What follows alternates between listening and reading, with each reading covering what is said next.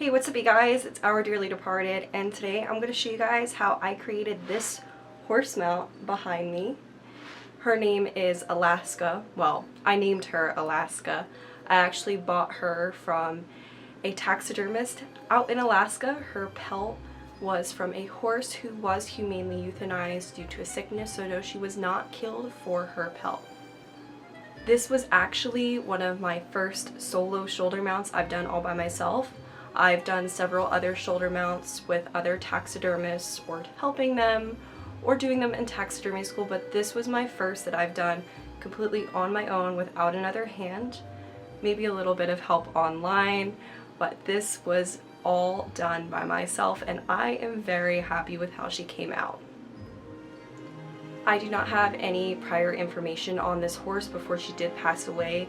All that information was kept private just for the owners and the animals' protection. So I recorded most of the mounting of this horse. I documented a lot of my work on TikTok, most of the form altering actually, but the actual mounting itself, where I put the skin on the form, I did an entire time lapse of that and I'm going to share it with you guys now. So here he is. This is the horse form that I've been slaving over for a solid 4 days. This form is from Ohio Taxidermy, and man, it needed some serious alterations. So this neck was called an U-neck, which is a bad conformation on a horse. Basically it ended here, and it looks like a U. So I had to rebuild the neck, reshape it, 100% reshape it. Did not look anything like this when I started. Cut the head off, had to shorten the neck, had to shorten the head. Of course, all horses are different shapes and sizes, but I do believe this form was closer to a mule than a horse. So there's that. But today I am finally going to try and mount this thing, so I figured I'd just do a time-lapse video while I'm doing it because so many of you requested it and wanted to see it. So let's do it. Wish me luck. So first I am going to start by setting the eyes. I put some clay in the eye sockets of the mannequin, and now I'm going to place that eye. Now what I'm doing is I'm using my flashlight on my phone to make sure that the pupil of the eye is level with the mannequin. Once that eye looks good, I'm going to start filling in the gaps with some extra clay before I add the clay to sculpt the details of the eye.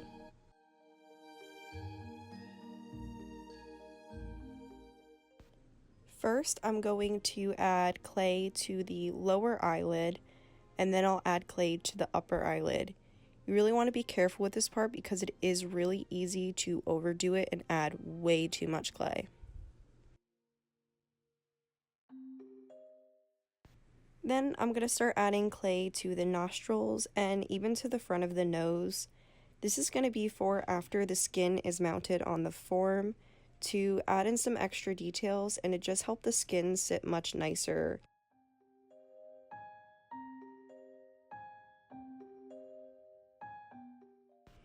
So all of this clay is going to help the skin just sit really nice on that mannequin, and it's going to help me tuck it in some places, and it's really going to help add a lot of detail to that final piece.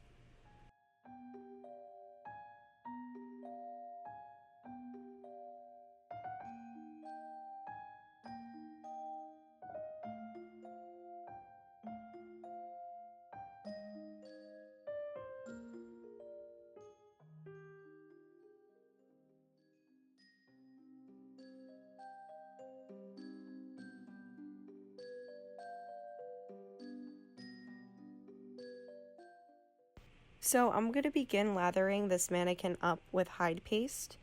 This hide paste is from Mackenzie and it is infused with Mount Medix, which is a bug and mold deterrent. This stuff smells amazing and you really want to make sure that you are very generous with this stuff. This is going to help make the skin go on a lot easier.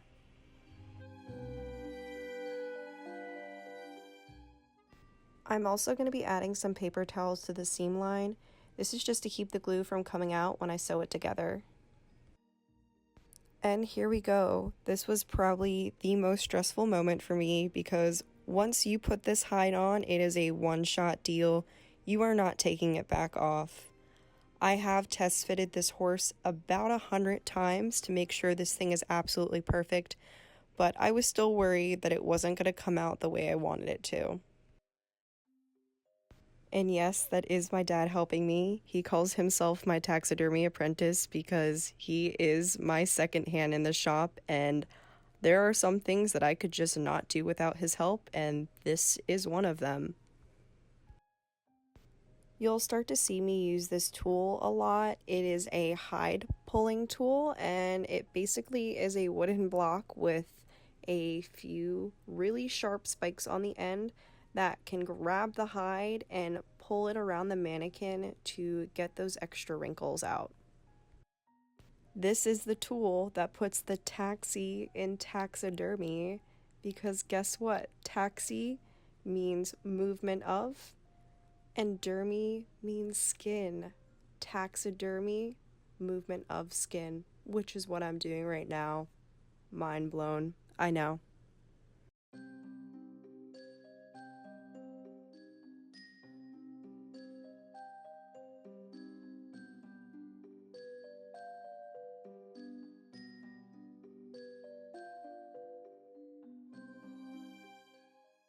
Now that the skin is mounted, I'm going to begin by tucking the lips. So I'm going to add some extra hide paste to the mouth to make sure that the mouth does not slowly open through the ears, because that would be quite scary looking. I'm going to start with the bottom lip first and cut off the excess lip skin so that I don't have too much to tuck in there.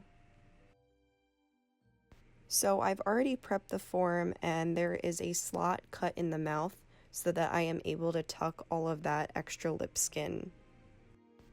What am I using to tuck the lips in, you may ask? Well, it's actually a old kitchen knife that has been filed down to a very blunt edge. While I was in taxidermy school, the teacher made me this very fancy tool, as you can see, but it works great and it was free, so I can't complain. While working on this mouth, it is very important to make sure that I am working on it equally, so I'm going to tuck the front first and work side to side to make sure that I don't tuck in more on one side than the other and give them kind of a funny face.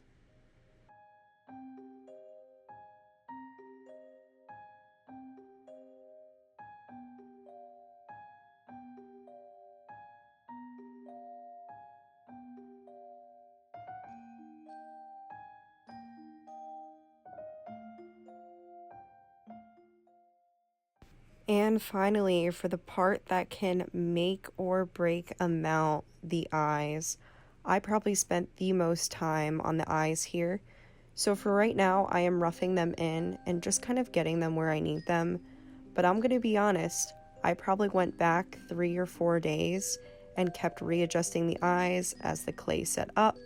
And I even went back to the horse barn that I work at and took live reference photos and really studied their eyes. There is nothing better than studying a live animal, if you can, than just a picture.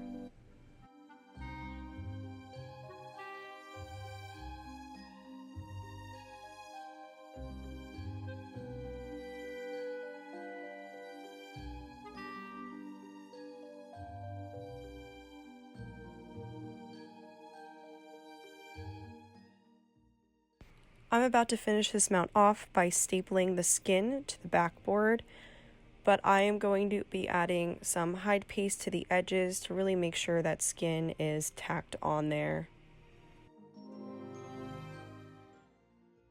Now for a pretty satisfying part, I am going to remove that excess skin after it has been tacked down with staples.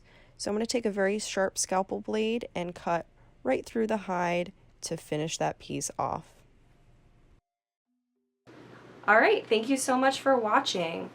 If you guys have a crazy weird taxidermy animal that you own, or there is some sort of animal that you have been dreaming to work on, please let me know in the comments below.